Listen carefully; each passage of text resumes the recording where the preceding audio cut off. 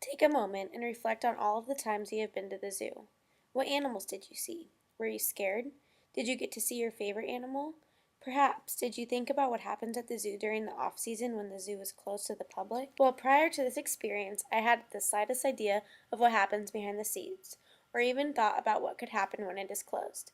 This class allowed me to take a look and experience firsthand what must be done in order to run such a successful and positive environment. I did my hours of volunteering at the Lincoln Children's Zoo. Some may know that it provides a fun-based learning environment for children alongside animals. It also provides hands-on programs, special events, and volunteer opportunities for the youth of Lincoln. The website clearly states the mission statement. Our mission is to enrich lives through first-hand interactions with living things. We strive to provide our visitors with unique ways to connect with the natural environment and instill a love for the environment in young children. Although I have yet to see the zoo open and in full swing, I know that the zoo successfully exemplifies this statement just through what I have observed and the true passion that the employees share in the work environment. An interesting fact I learned about the Lincoln Children's Zoo is that it is only one of 5 zoos in the nation that is dedicated to educating our youth. They achieved this title by including easily read signs, child-height views, and many hands-on activities with the animals themselves. This volunteer opportunity stuck out to me for a few reasons. The main one is that every day at both of my jobs, I am working one-on-one with children and teaching them things from learning their letters to learning a dance to compete. Volunteering at the Children's Zoo has given me a chance to work behind the scenes of a company that is in business because of children. Making an impact indirectly is just as important as working with children directly in a classroom. In any work environment, different situations will arise, and there are many ways to deal with them appropriately or inappropriately. The skills we learned in this class will definitely help me out to respond appropriately and responsibly to almost any situation that comes my way. There are already a few topics that I can relate back to while serving my hours at the Lincoln Children's Zoo. The first topic I will discuss was an instance where I had to resolve a conflict.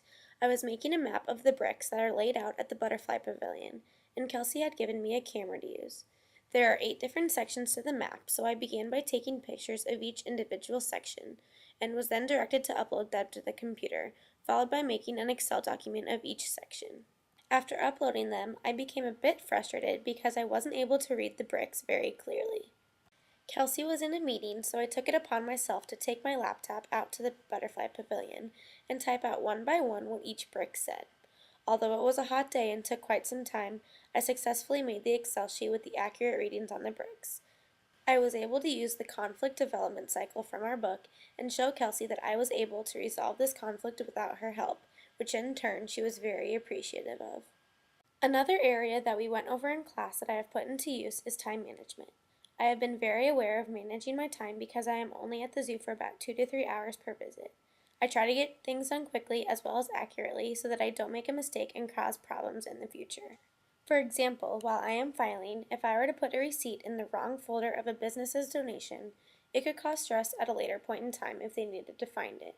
Being aware of each task and the time allotted to perform it allows me to get as much done as possible for the short amount of time I am present at the administration facility of the zoo. The last skill I will discuss regarding applying it to my volunteering is active listening. There were many times when I was left in Kelsey's office while she was in a meeting and assigned me a task to perform for the time being. Because I cannot interrupt the meeting to ask questions, I was required to use the stages of the listening process in order to complete the task correctly.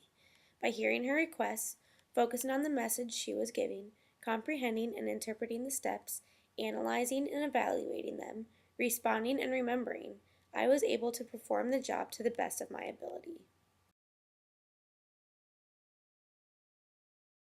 I believe I contributed to the Lincoln Children's Zoo in many ways. One way that I know Kelsey really appreciated me volunteering with her was by flexibility. Things would come up in her workload or random meetings would be scheduled, and she would not have things for me to work on that day. There was never a problem with her contacting me and letting me know it wouldn't work, and it was fairly easy to reschedule. She made it clear to me that my flexibility really meant a lot to her. Another way I contributed to the zoo was the positive attitude that I brought. Some of my tasks were more fun than others, but I was always more than willing to do them. For example, the butterfly pavilion brick map was very time-consuming for Kelsey and was not ideal for her to do, So when she brought it up to me, I reacted in an extremely positive way, letting her know that I had absolutely no problem helping her out. This also allowed me to gain a lot of her trust. I think I did a great job on improving my active listening by exercising the listening process and focusing on the 6 stages. Like I had hoped, with every week at the zoo came less questions from me and more work was able to get done. This proves to me that I was able to develop these skills furthermore. Time management skills were also developed throughout this volunteering experience because I had set goals for myself and achieved them. I know I have discussed the Butterfly Pavilion brick map, but I set a goal to finish it in 2 days. It took me approximately 3 hours to complete it, which was over a 2 day span. This goal really helped me focus on the task at hand and motivated me to finish it. My perception skills have been on quite the roller coaster.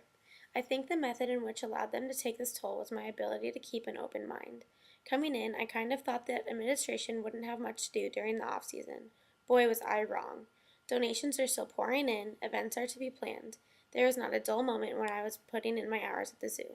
My open mindedness allowed me to change my perception and think about the background work of any and all organizations. Sometimes it can be almost as important as the work done in the spotlight.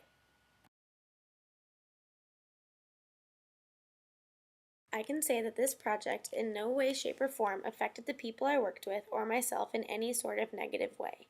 The employees I was around were so welcoming and always willing to joke and talk with me any chance they had.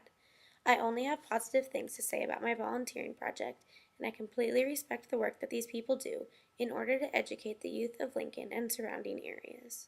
The only thing I can think of to do differently is to volunteer during the open season of the zoo. Since that isn't necessarily possible for the class, I may continue volunteering to get an idea of what goes on in the administration offices while it is open. The employees care so much about what they do, I am interested in seeing how they interact with families that visit the facility. I would absolutely recommend the Lincoln Children's Zoo for other ALEC 1 and 2 students. It was such a positive experience, and they truly welcome new faces in with open arms. I was lucky enough to work under Kelsey, whom I know previously, but I think that any individual would have just as amazing of an experience as I did.